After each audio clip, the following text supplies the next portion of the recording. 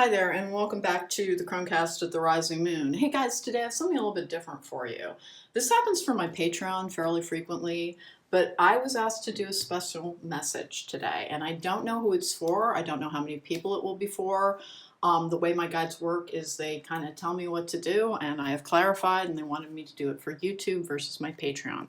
But this is a special angel message for you, and it will find you when it is meant to. It is actually a timeless reading. Usually it's about like critical information for healing path.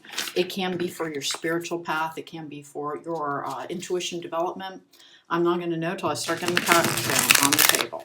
All right, and we're using the Angel Tarot on this one because it is an angel message. So this is a special angel message for you to help you with your path. Let's get going here. Like I said, I'm used to this for my Patreon. I'm not used to this for YouTube, so I'm really intrigued to see what's going to happen here. Let's get going. What are you asking them to listen to today, please? What are your angels asking you to listen to today, please? 1 and 2 and 3. We're going to do a spirit guide spread on this one. Seems like the best thing to do because you can consider this an angelic message. I'm a divine conduit. We have the moon in reverse, which is clarity, facing a truth on something. It can be a new moon message, but we'll see. 2 cups in reverse about a relationship that is not serving you currently.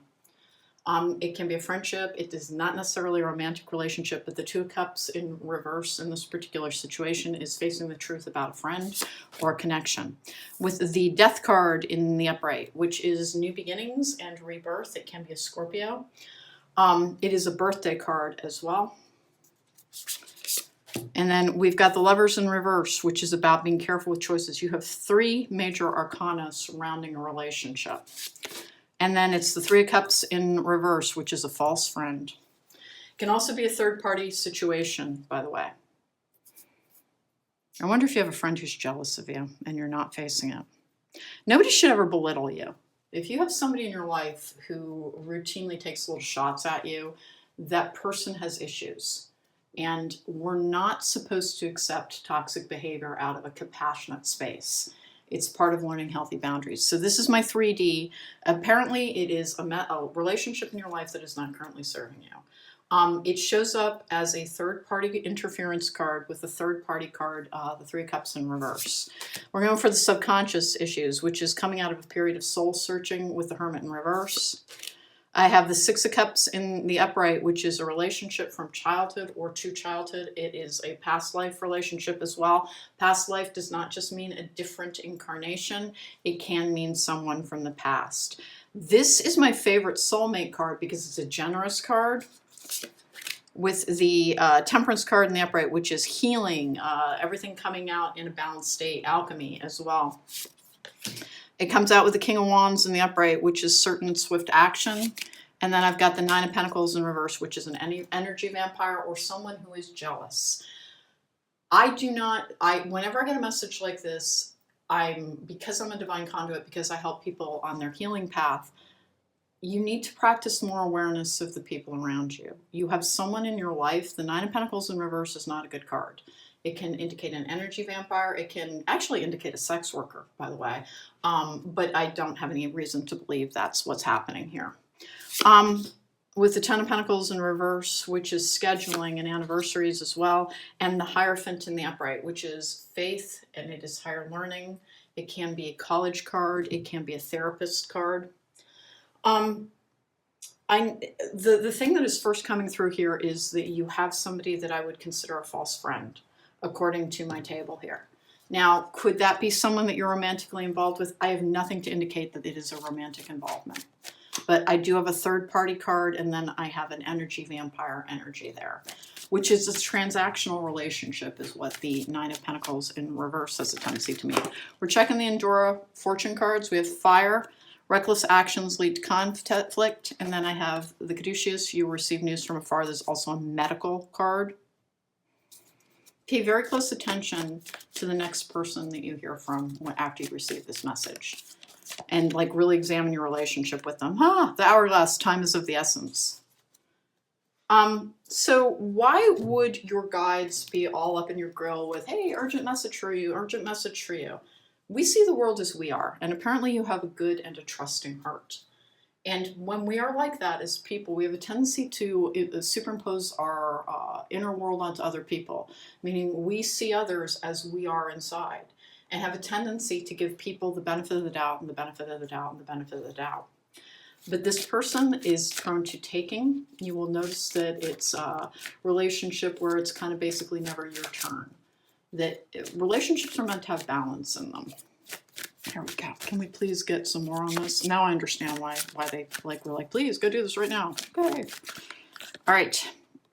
We have feel the power and blood of your ancestors. You are not alone. This is a genetic pattern of having these relationships that are like controlled by guilt and shame, where you feel like you should do this, you should do that. You're always having to talk yourself into this person's going through so much and making space for them without realizing that it's actually a form of abuse against you.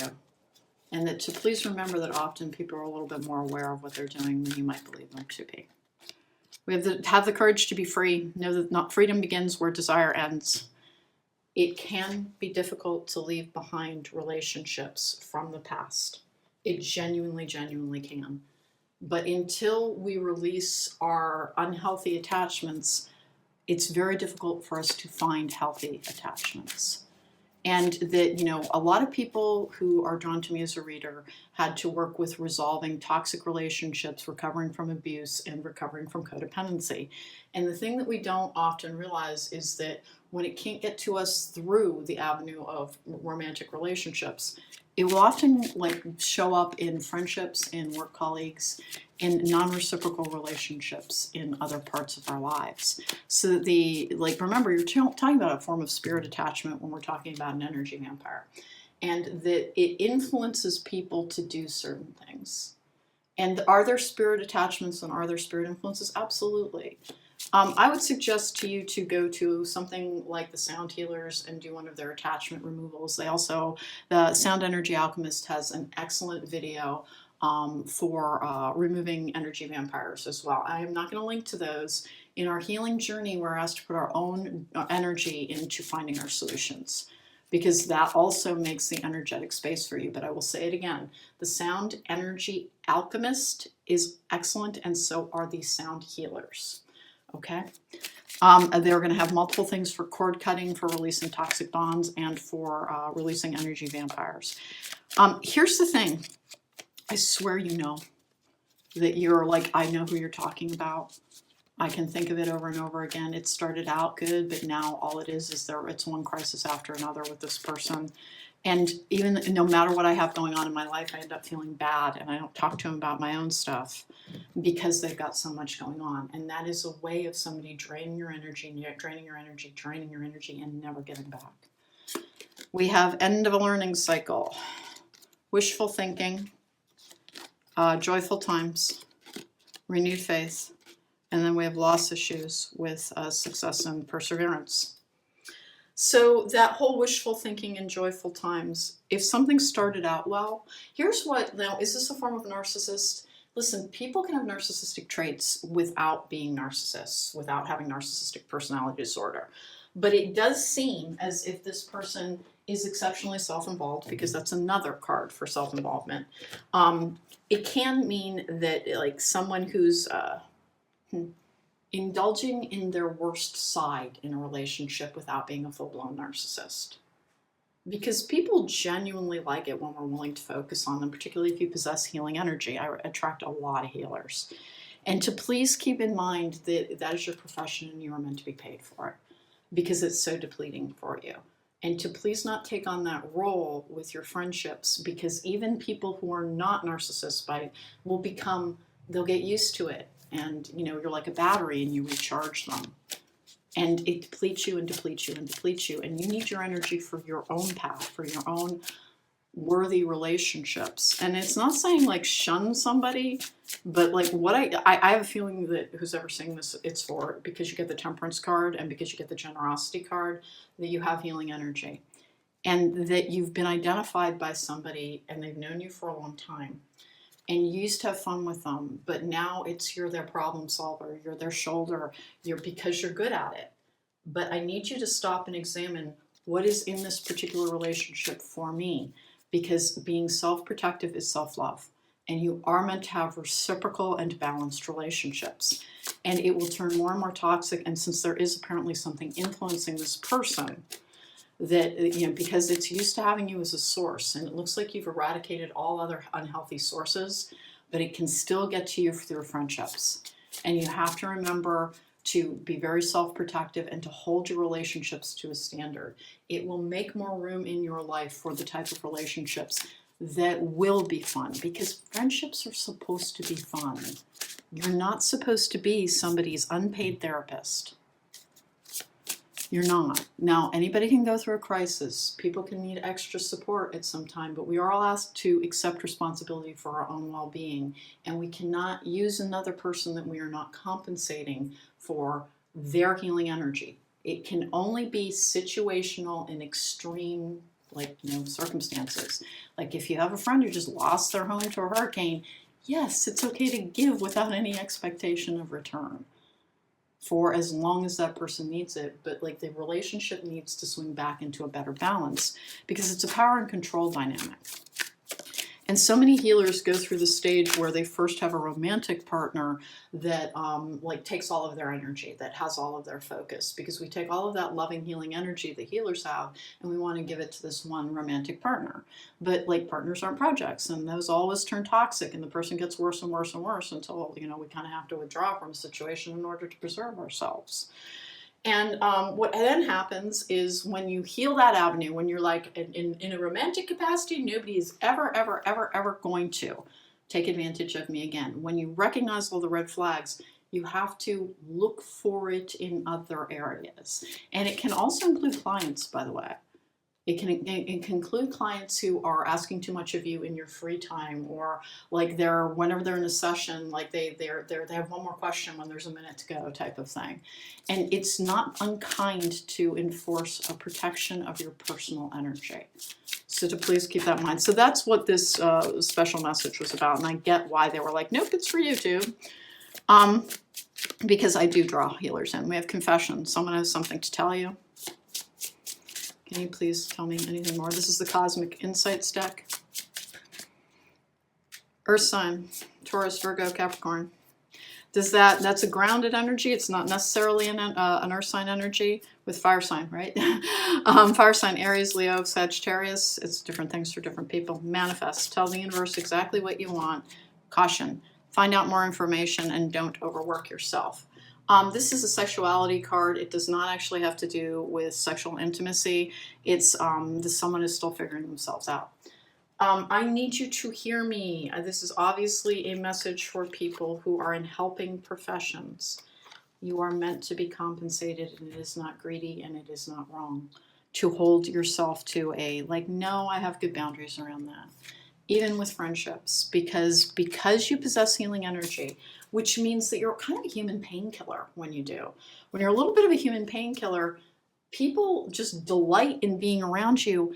And if you don't hold your boundaries, even well-meaning people can really pull a relationship out of balance, because you're willing to focus that healing energy into all aspects of your life. And it's appropriate sometimes, but I need you to hear me on the situational thing. It can only be in the matter of oh my gosh, she just found out her husband has another family in another state, which is one of my very favorite examples. You might have heard me say it before, and it's because it's happened.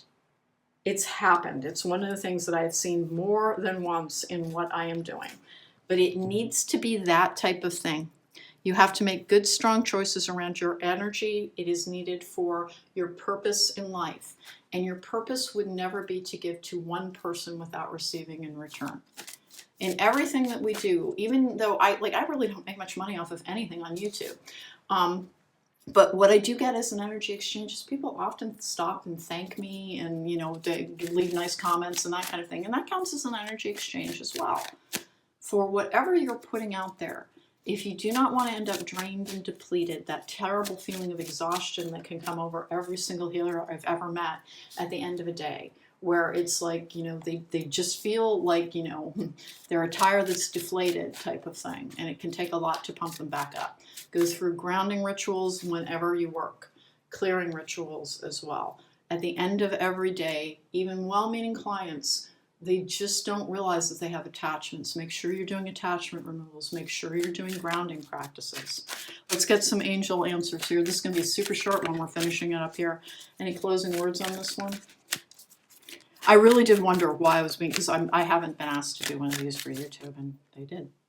We have no. Oh, any closing words? They're just saying no. And then on the back, not the right time. At a different time, there will be a time for more information on that one. I don't know who this is, but it is, and it's very likely, it's such a common problem for healers. Please listen to me. It is not unkind and it is not ungenerous to be protective of your energy. You have to remember there is an opposing force to healers, and that opposing force will get very inventive in who it tries to influence. And that's not to make you paranoid, it's to make you aware. Your relationships are meant to be good, give and take. If you went through hell and you never heard from that person, but as soon as you were better, they were back, that's an energy vampire. That is an energy vampire. That is somebody who is conducting a non-reciprocal relationship with you.